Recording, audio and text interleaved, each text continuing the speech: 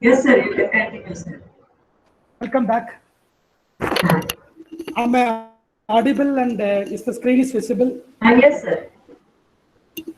Okay.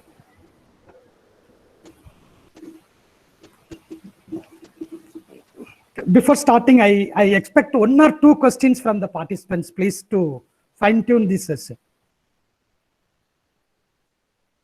Maybe anything related with your IoT environment.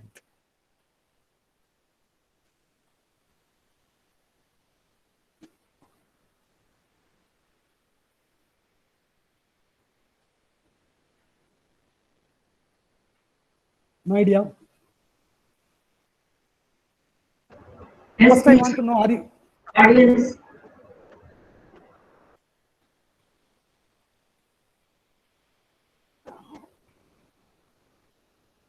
are you comfortable in attending this session?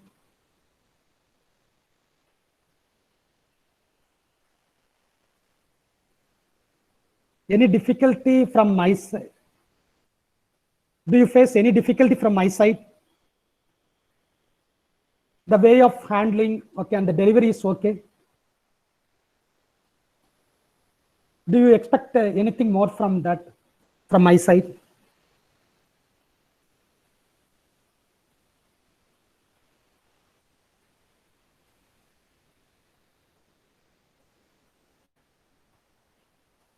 Okay. Now, shall I continue? Any one of you please respond. Yes, sir. Please, sir. Please, sir. Okay. Please continue. Please Okay, fine. continue. Okay. Thank you. Thank you.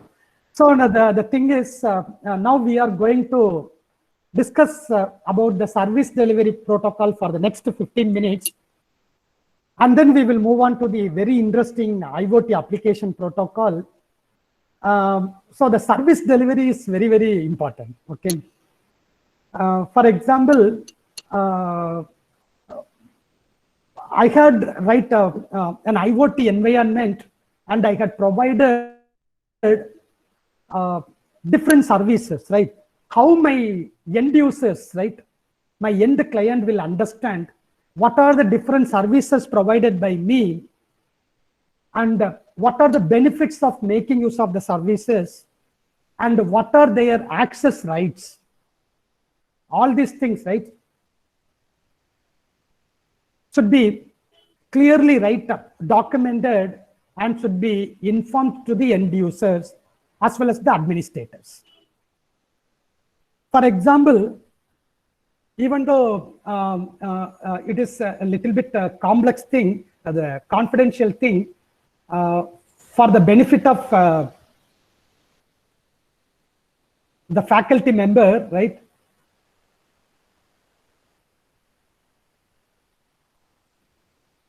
Just a minute.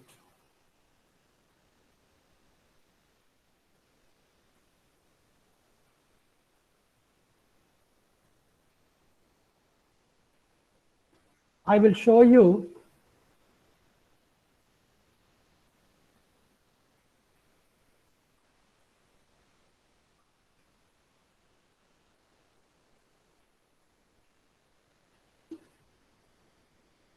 okay, one actual site, okay, provided by a company called Realbox.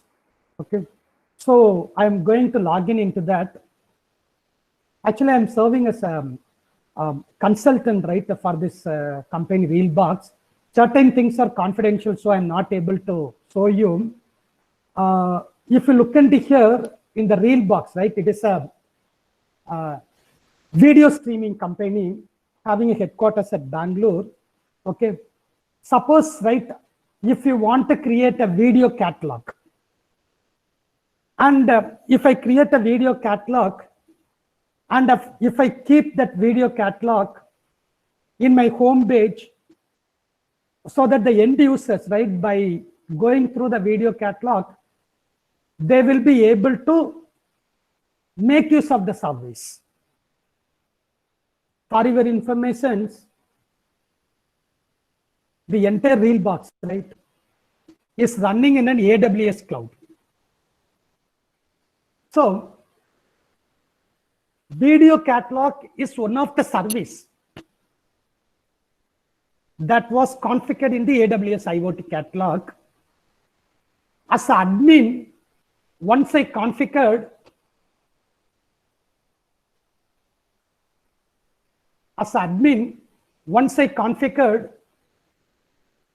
I should be in a position to publish the URL for the service to my end users, so that they will be able to make use of that particular service. So if you look into ThinkSpeak, I hope you are able to see, suppose if I want to write something into a particular channel, I want to publish that URL, right? Either that URL should be updated by my actual end device or through a simulator or an emulator. So how can I feed into a particular channel? I need this entire thing, right? Look at here.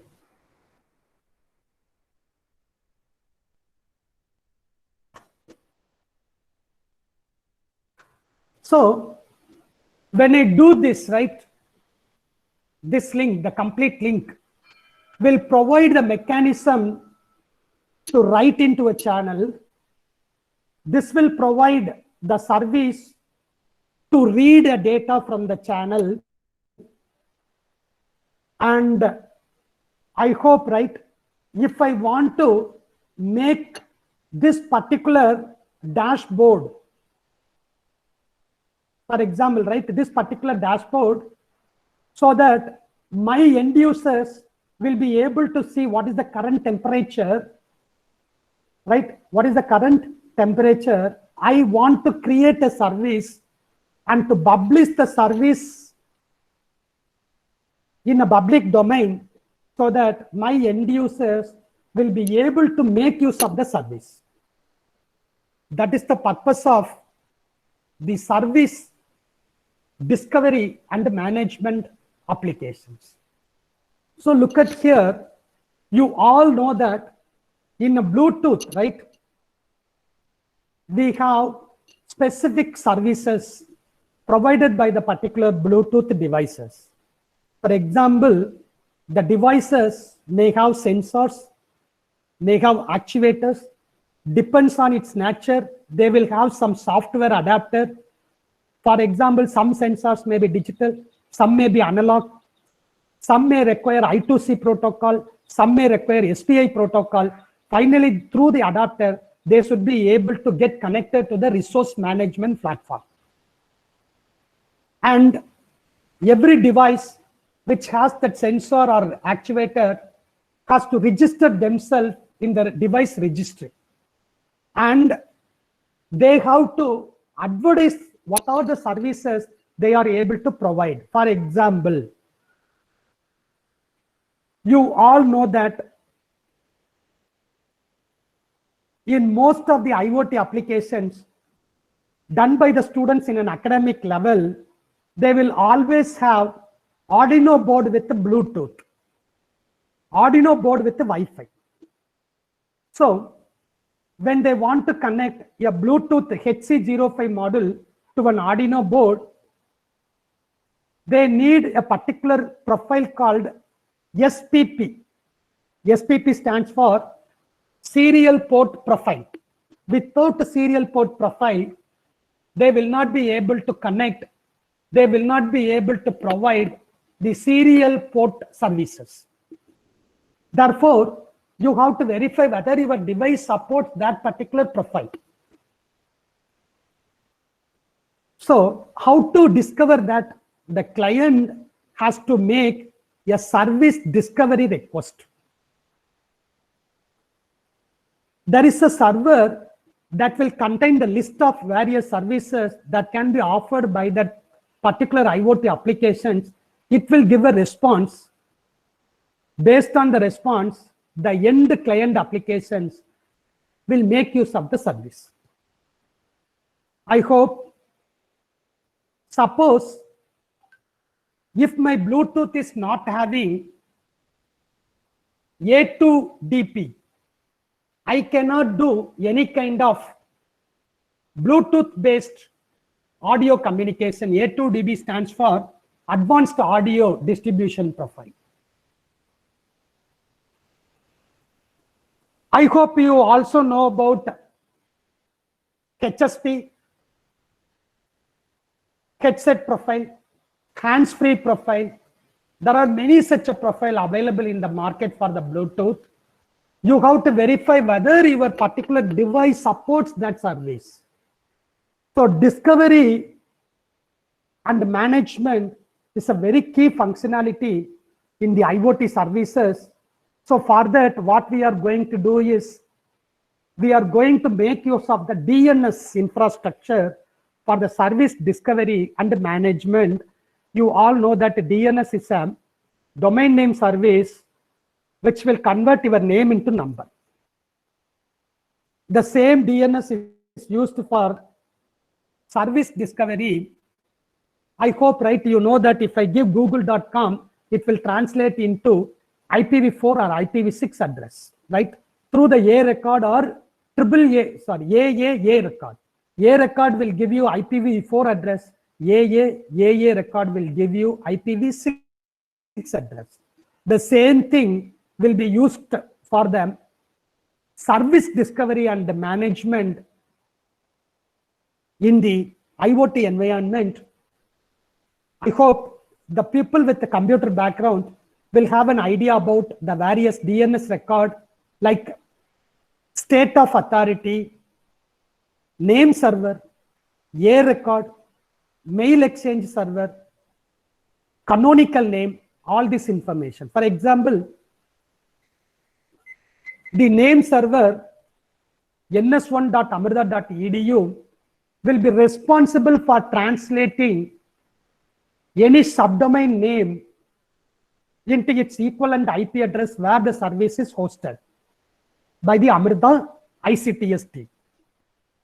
Similarly, when you type amrita.edu, it will be translated into a static IP and it is pointed.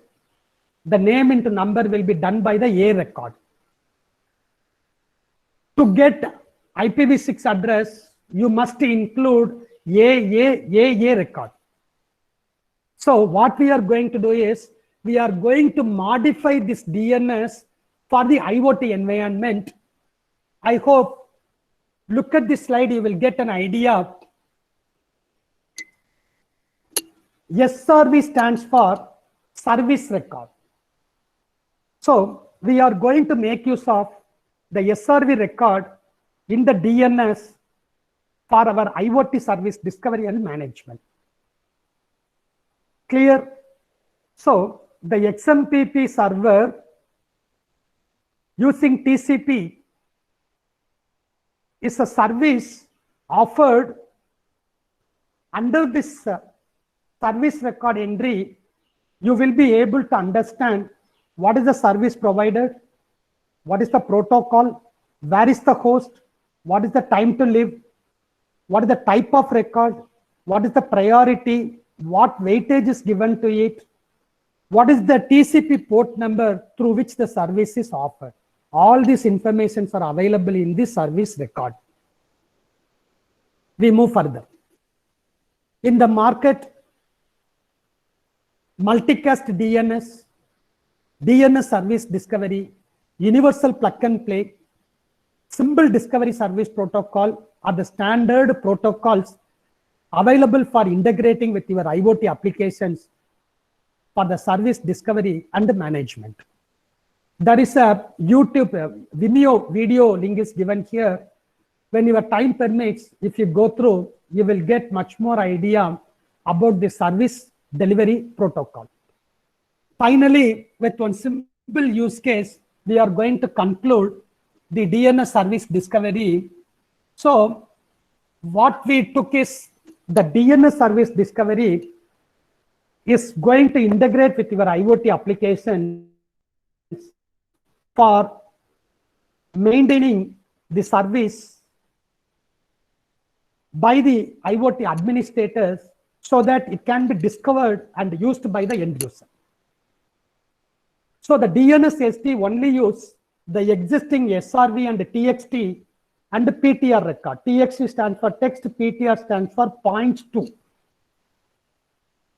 SRV is the service record. No fundamental change in your network infrastructure. Just modify or add one more SRV record in the DNS server in your organization. You can provide the service management for your end users. So that is the benefit of making use of DNS infrastructure for providing the service discovery and management for the new IoT application deployed in your organization. Every organization will have their own DNS infrastructure. Fine. For this, for the next few minutes, okay, I request all the participants to concentrate here. Look at here. You all know that in Tamil Nadu, there is a place called Sivagasi, right? Sivagasi is famous for firecrackers. I hope you all know that it is very famous for firecrackers. And it is also famous for printing. So normally the Sivagasi is called Kutti Japan, small Japan, because it is an industrial city flooded with firecracking units and the printing press. So I am an end user. Okay. I am having a one DTP office at Coimbatore for mass printing, large volume printing. I have an agreement with the Srinivasa litho offset printer at Sivagasi. I am at Coimbatore, right? They are having an IoT ready printers. That means their printers were connected to the internet. The various services offered by the printer are available in their service registry. Okay. Now, as a registered user, first I want to know what are the various services, right? Printing services offered by them. Therefore, I need to fetch their internet printing service through the protocol called Internet Printing Protocol. I hope many of you may crossed this protocol for the first time. Internet Printing Protocol. We are familiar with the IP, TCP and other things, right? Okay, Internet Printing Protocol. So the printer through the Internet Printing Protocol will advertise itself as IPVS, AS printer and so on. So a client looking for IPP printer can display the list of instances to the users who select the desired printer depending on the instance name. Okay, so the Srinivasa printer will make an entry in the SRV record. This printer will provide you color printing service. This printer will provide you black and white. This printer will provide you this services. There are a lot of quality, right? They will make an entry in the SRV record. And the TXT record will give you the textual information for human understanding. PTR will point to a specific service. So what are the three records you have to concentrate? SRV, PTR, TXT. That's all. These are all part of your DNS server. DNS server is local DNS server is maintained by your organization. Okay, so you made an entry. Now, as an end user, when I log in into the Srinivasa printing service through the Internet Printing Protocol service, it results in the following list: CL printer pool _ ipp.tcp.ipvs srinivasa.in, BW printer IPP TCP IPVS Srinivasa.in. Now, the client has to select the desired instant and query the SRV record, TST record with a particular query. For example, if I want to make use of color printing, then I have to query CL space printer pool IPP TCP IPVS Srinivasa.in.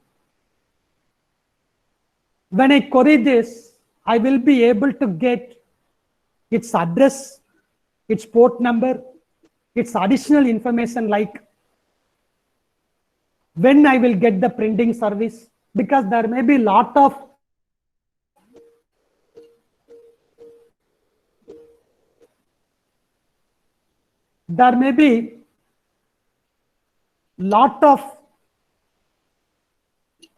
printing request listed in that pool. Therefore, I have to know when I will get a chance to get the hardware print, what will be the cost, what are the different qualities available. So certain human understandable information will be provided through TXT record. Okay, so in that way, you will be able to discover various services like color print, black and white, different quality, all the things provided by the particular printing service provider, and based on your interest, you can make use of the services.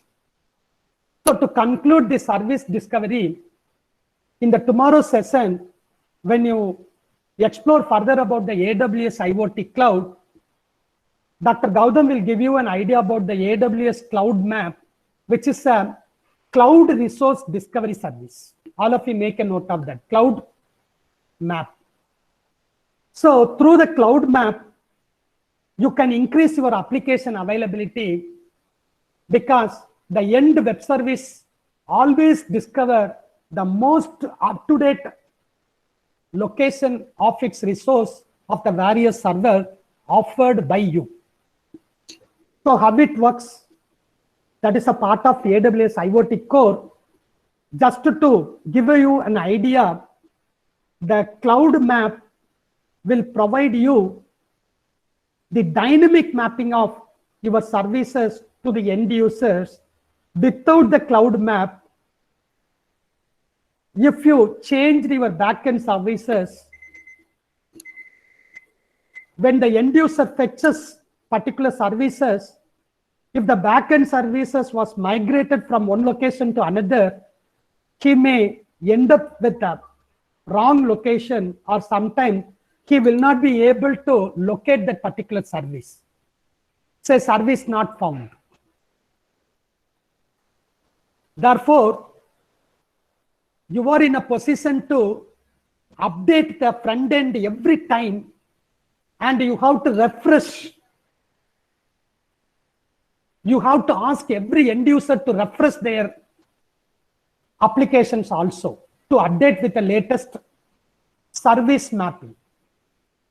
To avoid that, the Cloud Map, what it will do is, look at here, the end point is updated from version 1 to version 2 when the service provider did some modification in their backend service. So all the end application users, they have to fetch the service through their front-end services with the support of the AWS Cloud Map. The AWS Cloud Map will connect to the new endpoint in the version 2. Therefore, without doing any changes in the client applications, the client will be connected to the updated services with the proper mapping done by the AWS Cloud Map. So the AWS Cloud Map will provide support for the service provider and the service end users. With this, we come to the end of the service management. I had given you one YouTube lecture. It's a very good lecture by a third party for the AWS Cloud Map. And we had given some of the URL through which you will be able to understand how the AWS maintain the service through its AWS IoT core service called Cloud Map. So with this, I will conclude the service discovery and management. This slide gives you the various popular applications and the service management platform like HyperCat, Physical Web, Wi-Fi Aware, Bluetooth Beacon, SASM, Open Hybrid, SIRP. These are all various popular public service discovery platform where your IoT device can request service and make use of them. So with this, we conclude the session related with service management, and I request the participants to throw some questions before moving to the next session. I request at least 1 or 2 participants to give their feedback or suggestions before moving to the next session. Sir, do we have hands-on, sir, whatever you have taught now? Yeah, in the afternoon, okay, with the support of Node MCU, I will be able to do with the ThingSpeak Cloud. Tomorrow, Gautam sir will give you the AWS hands-on. That is the plan, actual plan. Okay, what about MQTT, sir? MQTT? MQTT, COAP, WebSocket, we have a 100% hands-on. Okay, sir. Thank you for your query. And one more doubt from my side. How many of you, right, have exposure to the Node MCU? Anyone Sir, had a Node MCU? Microcontroller. Yes, sir. microcontroller. I have some little familiar with MCU, sir. Okay, good. Yeah, thank you. Any other participants?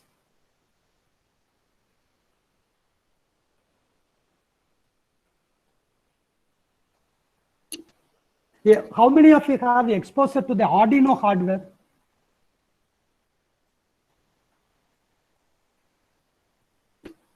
Arduino environment, at least. Okay, don't mistake me. Okay, it is, we are all right, teaching faculty member. So the purpose is right, we all know that, right? The purpose of FT faculty development program and the refresher course, right, is to transfer the technology from one end to other end, right? So, so if I'm in your side, right, okay, I'm in a position to, right, extract as much information from the resource person. Okay, that is why before fine-tuning the remaining sessions, okay, I will post a few queries before you, right? Okay, any of the participants, right, has to respond. Even if you do not know, please say no, right? So that we can proceed further.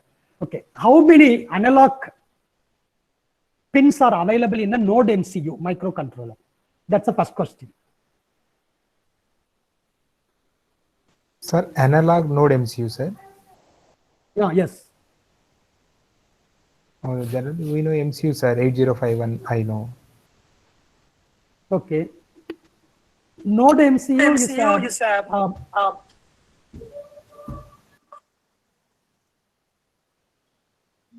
So Node MCU is a microcontroller. So can you mute your mic?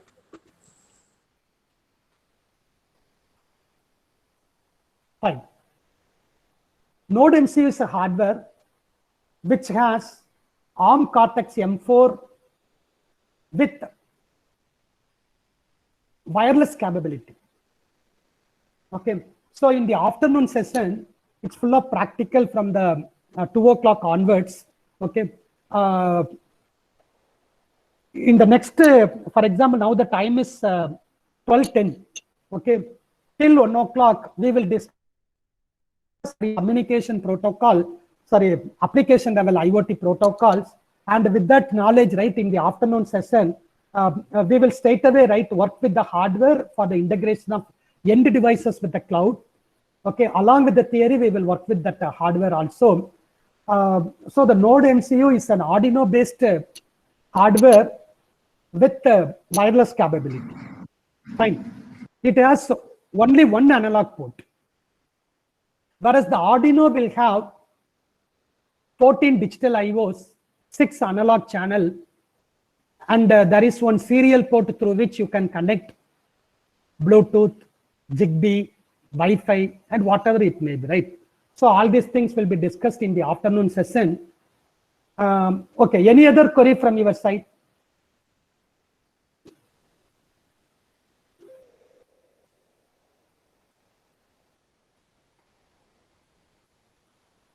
Before moving to the application protocol. Sir, yeah, AWS Cloud Map, can you explain, sir, what is the purpose of AWS Cloud Map? Sure, sir. Thank you. Okay.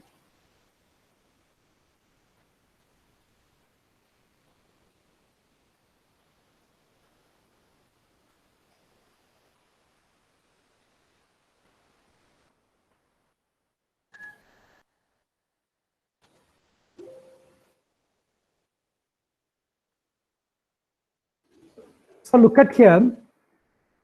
I'm an IoT service provider. Okay. Imagine that a Srinivasa litho printing press. I have one service for the color print, another service for the black and white. Okay. And there are few DTP operators in Coimbatore.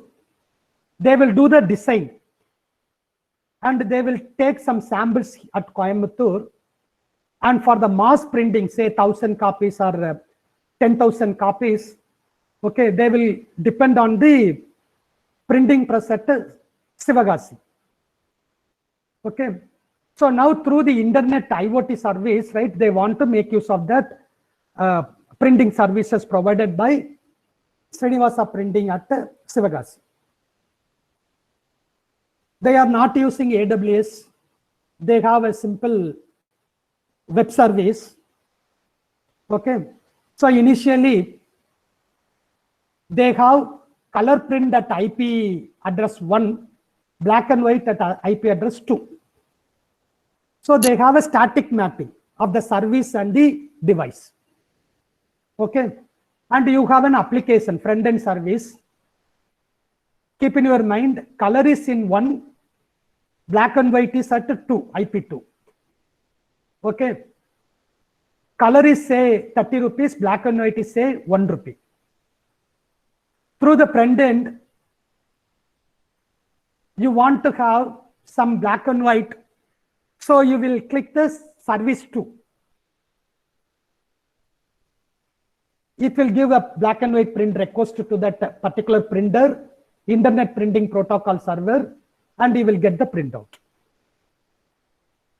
After a month time, due to some technical issues or something, or some expansion, color was moved to the IP2, black and white was moved to IP3, another latest printer was moved to IP1. They did these changes in the backend service and they deployed the service as a version 2. As an end user, I didn't update my front-end service. Okay, I didn't update my front-end service. With the old service, I simply clicked the 2, which I assume it is a black and white. But unfortunately, what happened? In the back end, it was mapped to color. Instead of 1 rupee, I have to pay 30 rupees.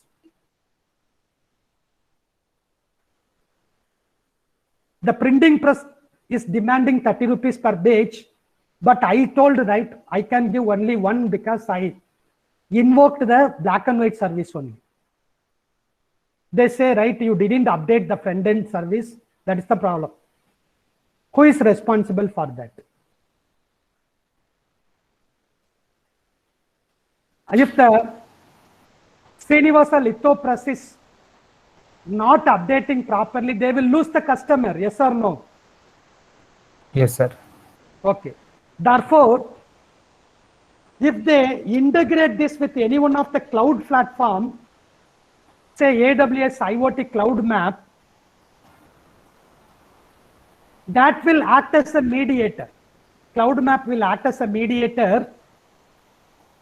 Whenever certain thing was updated in the backend service, say version 1 was changed into version 2. Clear? Front-end service is pointing to version 1 only, but since all the service discovery management is done through AWS Cloud Map, the front end will make a request to AWS Cloud Map. AWS Cloud Map will have a proper update. Okay, the new version 2, okay, even though the front end request black and white through 2, actually the black and white was moved to IP3. Okay, the Cloud Map will properly reroute to the black and white printer so that any changes that were done in the backend services will be properly updated. A new version will be created and the new version will be mapped by the Cloud Map, and the end user need not worry about the update or something.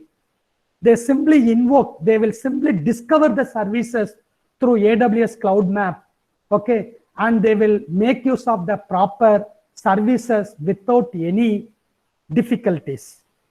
So the AWS Cloud Map will provide a mapping between the different service requests and the service providing facilities in the service provider side. So it will act as a mediator to provide a smooth functioning of various IoT services. I hope I had clarified your doubt. Am I right, sir? Yes, sir. Thank you, sir. Yes, sir. Okay. Thank you.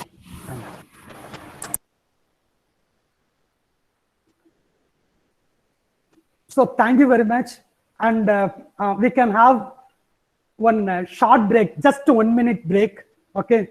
The system will be right idle. It is just to give you a relaxation in your mind.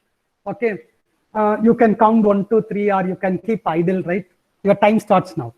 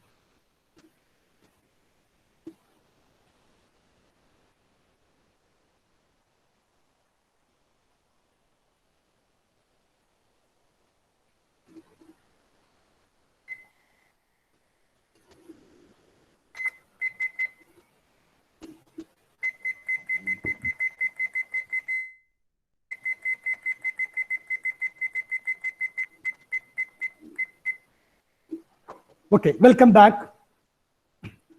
So we will conclude right the forenoon session exactly by 1 o'clock. Okay. So I will also not rush any topics. If something is missing right in the forenoon session, we will cover them in the practical session, because this part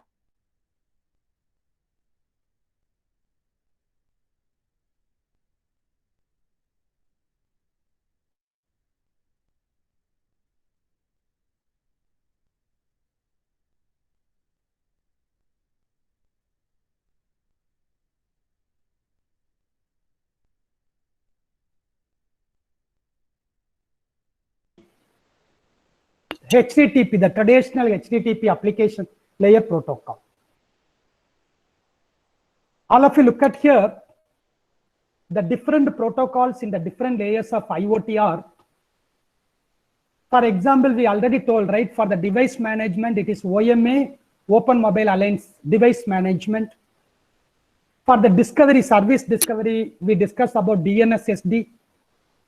Communication, we discuss about Bluetooth, Wi-Fi. Identification, we discuss about EPC, IPv6, URIs. And the infrastructure, IPv4 or IPv6, right?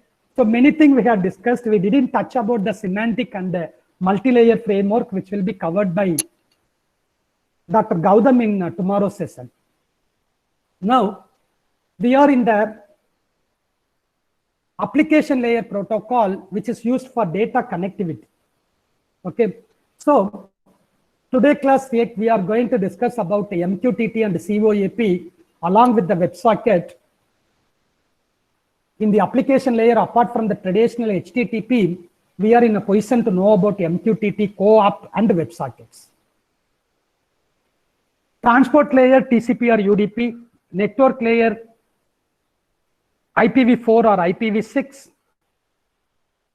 6LoWPAN deals with IPv6 low power wireless personal area network. And in the physical layer, we will have Bluetooth low energy, Zigbee, Wi-Fi, 4G, RFID, near field communications. Many technologies are there. I hope some of you may also know about LoRa, Sigfox, long range. These are all non-cellular, low power wide area network, Sigfox and LoRa. Make a note of that. So in the application layer, our concentration is purely on the MQTT, CoAP. Even though there are a lot of things available, first we will discuss about the MQTT. MQTT is a simple messaging protocol designed for the constrained devices and low bandwidth. For your information, AWS IoT Core is making use of MQTT as its application layer protocol. Fine. Next. Message queue. Sir, constrained devices means, sir? Okay, fine. The constrained devices means there are three classes, class 0, class 1, class 2. I will show you that RFC also, right? In the reference, I will add that RFC's request for comments. Constrained devices means they may have minimal processing power, CPU. Say they will have, say, 8 megahertz or 16 megahertz of processing power with a single core. There may be limited memory also. Memory will be in two parts. One is called the program memory, flash memory, and another is the data memory. And the next thing is, in terms of power available, battery power available. So the devices who has limited processing power, limited memory, and limited battery power are called constrained devices. In an IoT, the end devices will be, most of the end devices will be constrained devices. For example, your Arduino may be end device, Raspberry Pi may be edge device, and you may have AWS as your cloud. So Arduino with the battery operated devices in the end, Raspberry Pi in the middle edge, and AWS IoT Core in the cloud. So the constrained devices or the end devices, they are the actual source of data because they are directly connected to the sensors and the actuators. Fine. So next few slides will give you why you need to concentrate on MQTT. IoT is data centric, not document centric, right? IoT, you need to fetch the data. Maybe few bytes of temperature, few bytes of humidity, few bytes of geotag.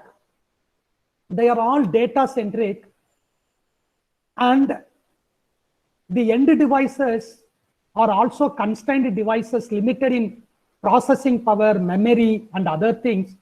Therefore, you need to have a lightweight application protocol. All of you make a note of the keyword lightweight. And another interesting thing is, in a HTTP, it is following a communication model called request and response. Can any one of you explain what is the communication model called request and response quickly? We will put a request, sir, through whatever we are interested in. We will put a request. Accordingly, the server will respond. It is a HTTP model. Okay, fine, good. What is the disadvantage? It is not a data centric. It is a document centric, and Fine. request response. If the number of requests are more, the server may be crowded and may go down. Great. Exactly. So if there are more number of requests, okay, the server may go down. And another thing is, okay, there is a tight coupling between the client and the server, right?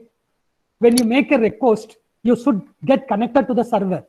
Okay, your request should go to the server. Server should be live, otherwise you will miss the response. Yes or no? There is a tight coupling between the client and the server. Yes, sir. Yes, sir. Fine. But in an IoT, they are end devices, constrained devices. Okay, they may be asynchronous in nature. They may sleep sometime. They may wake up at a different time. Okay, so if you adopt that request and response model, definitely it will become heavyweight. So instead of using the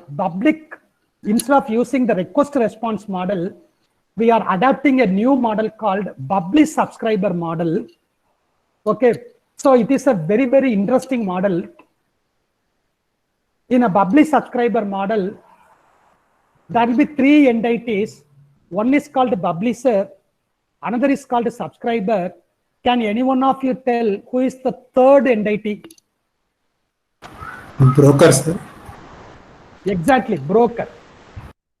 Broker is the mediator. Exactly. Thank you very much for your nice response. So the main thing is MQTT is following a Bubbly subscriber model. It is suitable for constrained environment like machine-to-machine IoT. The main thing is it decouples a client who is sending a particular message called publisher from another client who is going to receive the message called subscriber. So the publisher and the subscriber do not know about the existence of each other. There is a third component called broker. So this slide will give you an overall idea. This can be easily related with the newspaper environment. For example, the newspaper will be printed by the publisher and it will be ready to dispatch in the early mornings at 3 o'clock.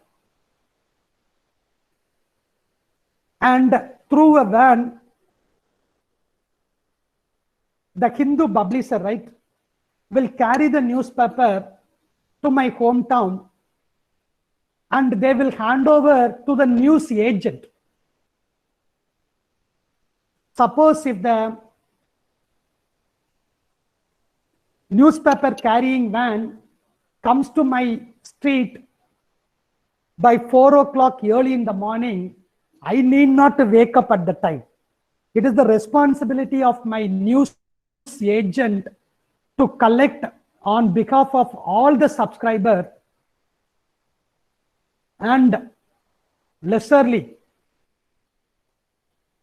He will visit each and every house and distribute the newspaper.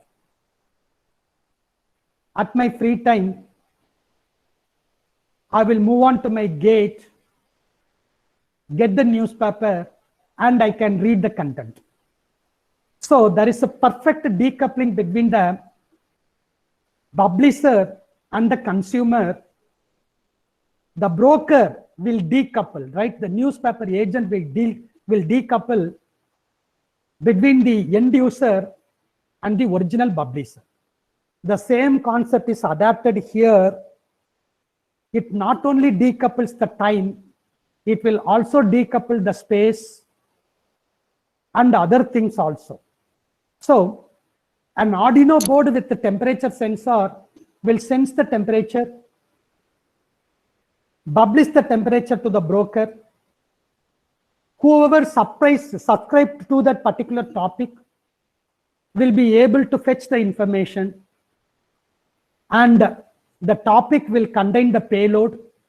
The payload will be the actual content. That's all. So this is a perfect model for IoT also.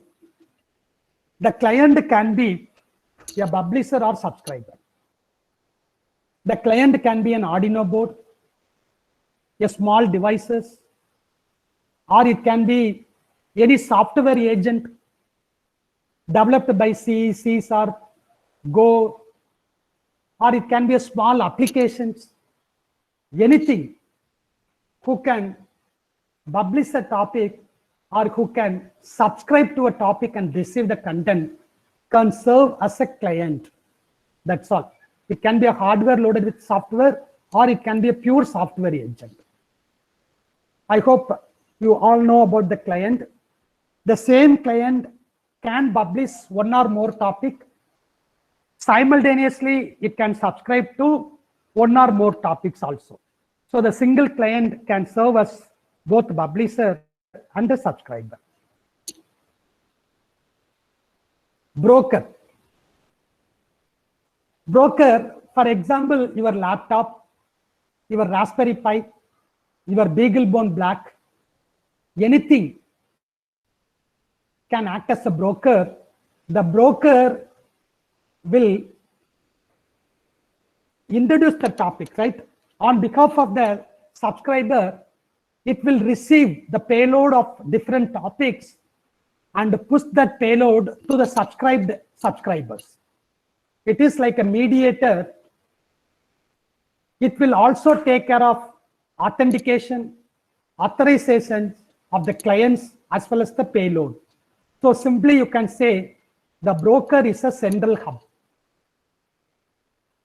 In the today's afternoon, I will show you a Mosquitto broker running in my laptop. So my laptop will act as a broker. Node MCU will act as a publisher, and one more software agent called MQTT client will act as a subscriber. So through that setup, we will be able to demonstrate how this MQTT protocol function in an IoT environment. So we move further. MQTT basically depends on TCP IP in the bottom, and you can understand that through the TCP IP, it will be able to provide a reliable communications. Am I right? So MQTT on the top, TCP in the transport layer, IP in the network layer, right? Fine. Next.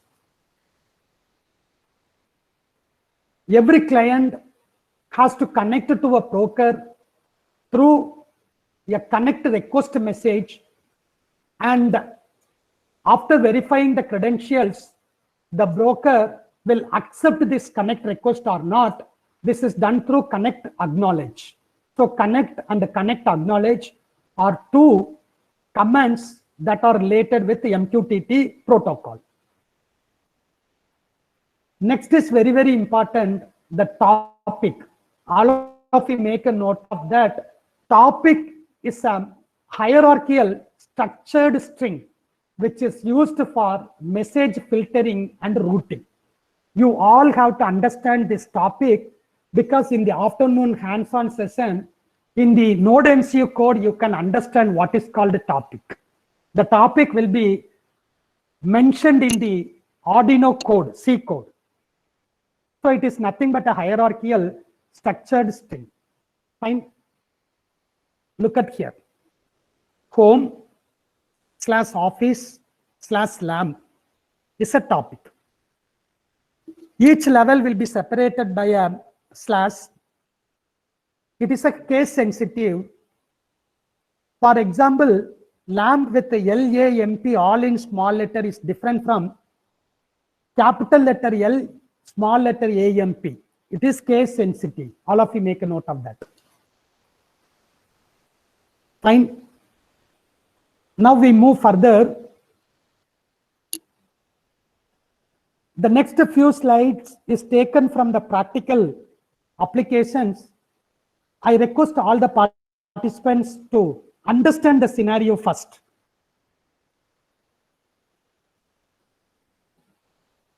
Your Raspberry Pi is a broker.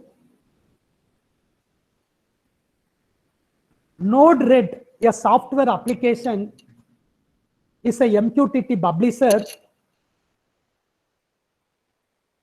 A hardware Node MCU is a MQTT subscriber. And whenever the hardware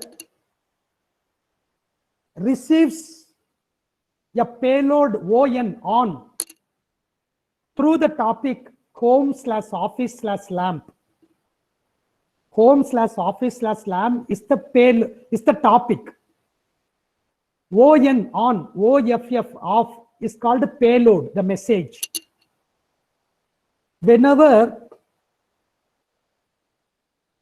the end device Node MCU hardware receives the payload on through the topic home/office/lamp, it will switch on the electric bulb connected to one of its digital output. So, through a Node-RED applications, by sending the message on and off, the end user will be able to control the remote device through the MQTT protocol, in which Raspberry Pi will act as a broker. Clear? Shall I move further? Yes, sir. Fine. Sir, Node-RED is a application, sir. Software. Node-RED is a software application. Okay, sir. Fine. This is a simple C code you want to understand. What is the actual topic? Home/office/lamp. Okay, so you have to give properly.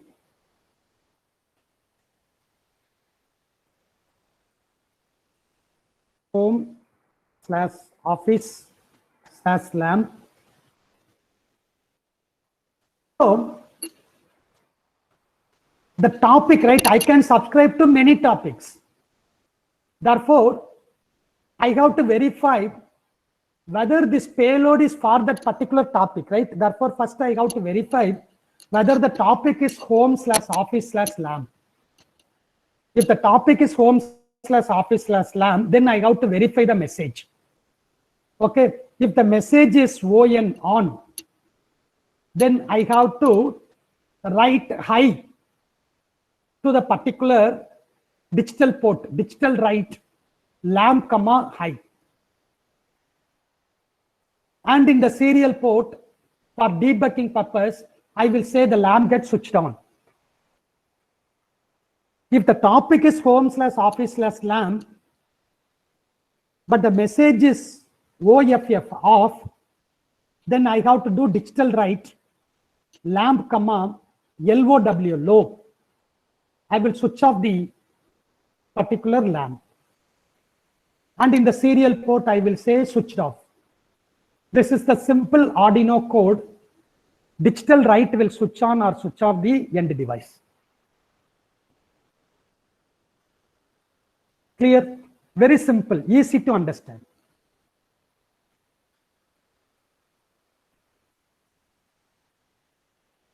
One simple question for the participants. In this setup, which communication is used, whether it's a BLE or Zigbee or Wi-Fi or 4G? Because Node-RED, right, the device which runs the Node-RED, it may be your mobile phone. Okay. You got. Sir, please, what is your answer? Zigbee. No. I told Node MCU, right? Node MCU supports which communication protocol? That's my question. SPI, serial port interface. Okay, serial port interface, fine. You assume that all are connected wirelessly. SPI, I2C are wired protocol.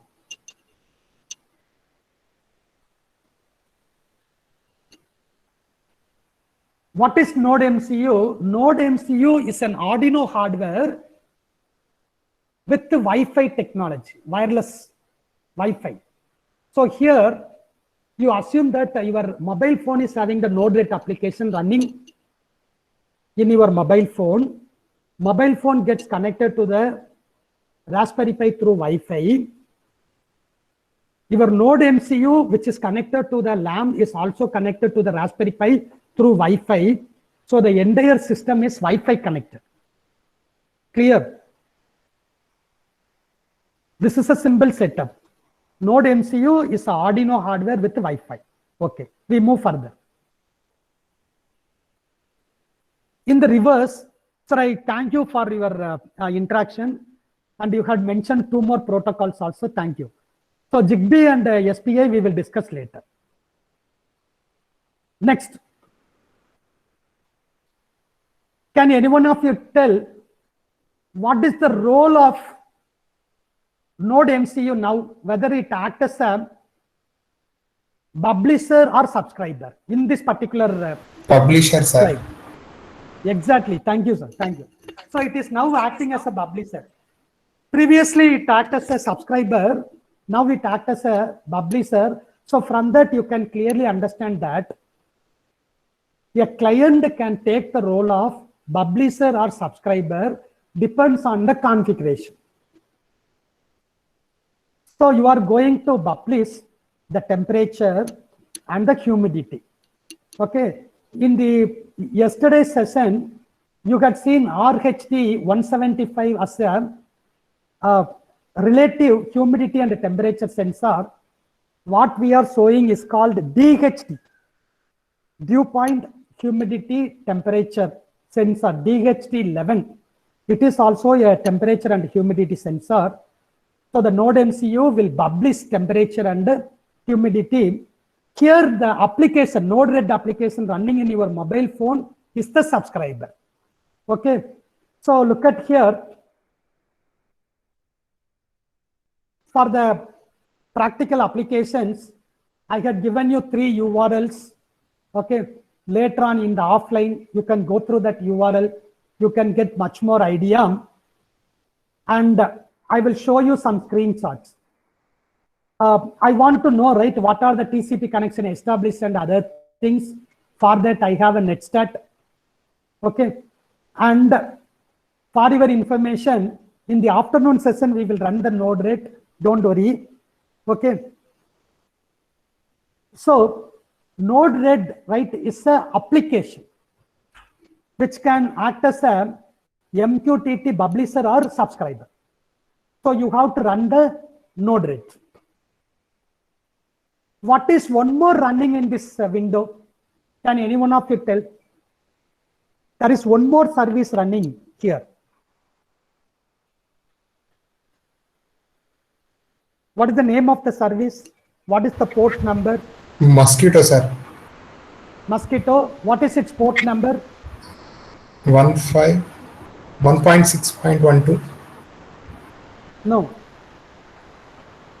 Look at the next few lines, please.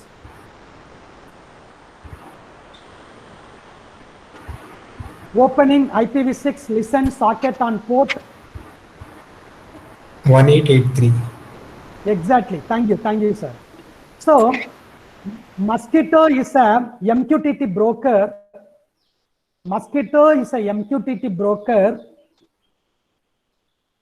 running on the port number 1883. Now, one simple question. I want to share my username and password to a banking portal. Will I use HTTP or HTTPS? Which one I will use?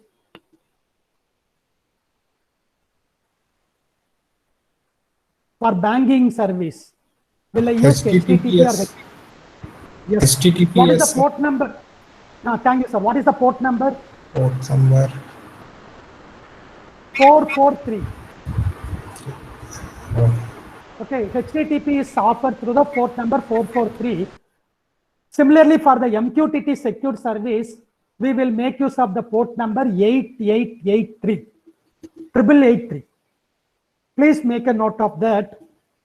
Okay, so MQTT secured will be running in the port number 8883. 8883, sir.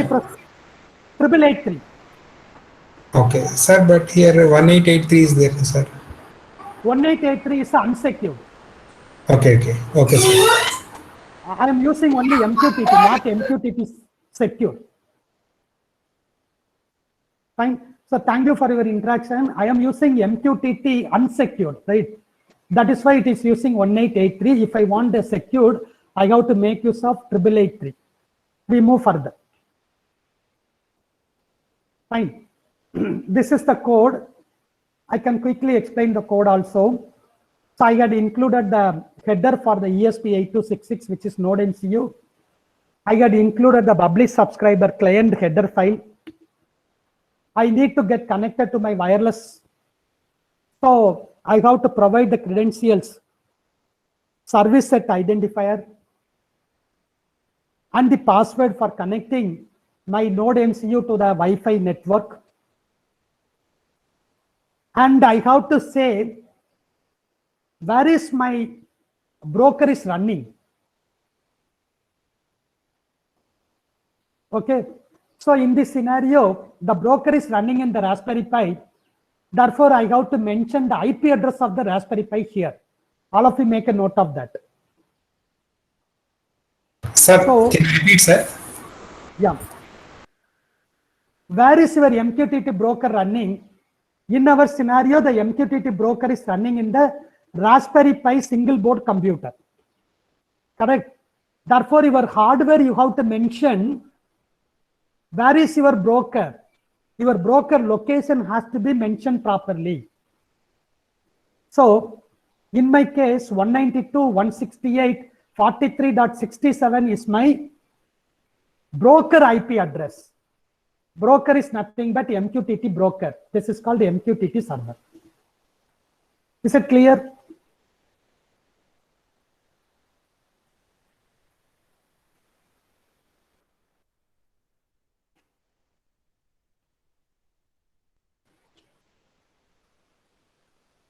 Can you look at here?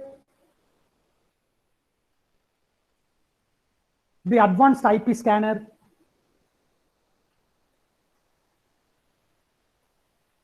So you can know that through the advanced IP scanner tool, you will be able to scan all the devices connected in your network, okay, from which you will be able to understand what is the IP address of mobile phone in which the Node-RED application is running.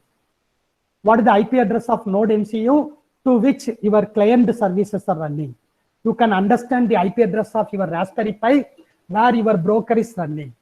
If you do not have Raspberry Pi, you can run the broker in your laptop also. Okay, then your IP address of laptop will be the broker address. That's all, right? Okay. This code we already discussed. I hope you all know that. So when a topic is received, I have to verify whether the topic is room/lamp or whatever it may be. And if the message is on, I have to do digital write high. If the message is off, I have to do digital write low to the particular digital port to which the lamp is connected. That's all. Now, I have to also publish, right? So to publish, I have to read the analog port. I'm reading the temperature sensor, okay, and converting them into degree centigrade. And I have to publish that, right? So for that, I need built-in functions called client.publish. Client.publish, the topic is room/temperature, and the payload is the variable temperature temp. I want to publish one more parameter. The topic is room/humidity, and the payload is the variable humidity temp. So I hope you all know that the built-in function client.publish require two things. One is the topic, another is the payload. So with this, we move further. This is the serial port where you are getting the debug message. And this is the user interface provided by your Node-RED, an application. You have a bar chart, so you have a graphical, right, display for displaying your temperature and gauge for displaying the humidity. In the afternoon session, I will show you how to create the dashboard. You can easily create all these things. You can also see the dashboard for the switch, a slider switch to on and off. Clear? So this is the dashboard. You can see the hardware connected to your laptop through a USB cable. This is the actual setup, the actual hardware Node MCU with some sensors and actuators fitted here. The graphical representations from the Node-RED applications. And before closing the forenoon session, right, we will discuss about the co-op and WebSocket through the practical session. And look at here, one activity question for you is, I hope you all know about network address translation, right? In the organizations, we will have private IP address allotted to our machines with one or two public address. So whenever our traffic goes outside, the private has to be converted into public. Whenever we receive response, public has to be converted into private. This is done through NAT. Network address translation. The question is, can you do MQTT connection through NAT? Answer is yes. MQTT supports network address translations. You can traverse through private network also. And another activity for you in the afternoon session is, instead of Node-RED, you can also have another application, simple applications called the MQTT Lens. Through the MQTT Lens, you can publish, you can subscribe. Today afternoon, we will be able to publish the control signal for the lamp. We will be able to get information related with current temperature and humidity as we subscribed to the topic called room/temperature, room/humidity. So all this activity will be done in the afternoon session. This is the screenshot of MQTT Lens. So with this, we are coming to the end of the forenoon session with the IoT application protocols in the second half, and with the identification, device management, and the service management in the first session. For your information, if you have a real interest, if you want to guide your students, if you want to work with industry, I will recommend you have to purchase some hardware. One of the hardware recommended is an NB-IoT, Neoway N20 NB-IoT hardware. Okay, if you refer this data sheet, you can have a better understanding of the practical way of implementing MQTT protocol. Even without purchasing the hardware, you can download this data sheet, go through the AT commands related with the MQTT. I am sure that you will get a better understanding of the MQTT. It's a very, very popular application layer protocol recommended by AWS IoT Core. So with this, we conclude today's forenoon session, and I request the participant to raise the questions before concluding the today's forenoon session. Next 2 to 3 minutes will be for the questions. Sir, for afternoon session, hands-on, can I use my Ubuntu operating system, sir? Sir, actually, do you have Node MCU with you? No, sir. No, sir. Okay. Okay. Anyway, there is no problem, right? You can have Ubuntu or Linux operating system. That is not a big task.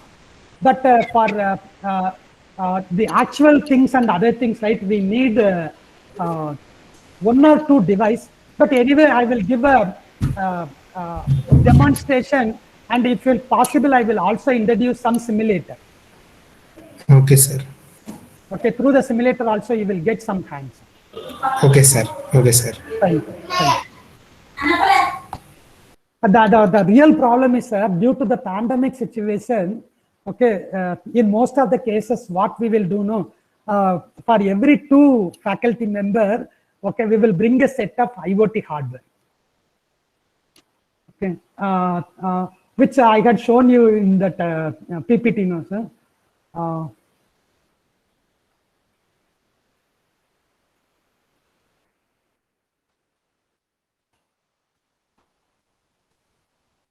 A set of hardware. Okay, we will always bring this set of hardware. Okay, and every 2 faculty member, okay, will be given this hardware. After that only we will start the session. Due to the pandemic, right, we are totally right, depend on the online faculty development program. That is the drawback actually we are facing. But anyway, we will try to do as much as possible from our end. Okay. Thank you, sir. Queries from your Thank you, sir. You are very informative session, sir. Yesterday one is also good and today is also very nice. Thank you. Thank you, sir. Thank you. Thank you. Any other expectations from your side for the afternoon session?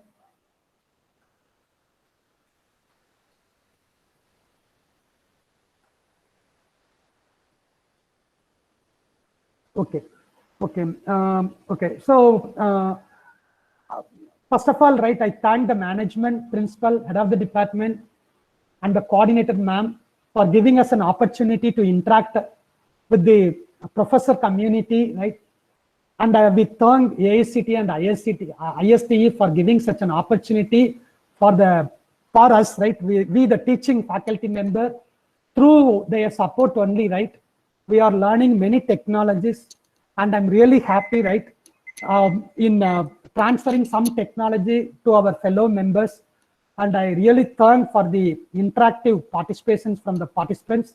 With this, right, we will conclude today's forenoon session, and after the lunch break by 2 o'clock, right, we will again meet, and I will try to make that sessions with more interactions and more practical.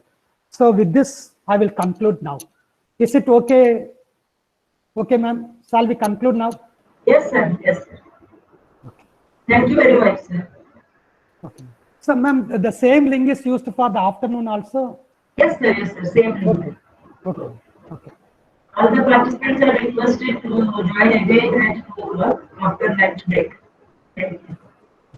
Thank you all. Thank you all for your wonderful participations and your patience. With that, Take care of you and take care of your family members also. Bye from us. Thank you, sir.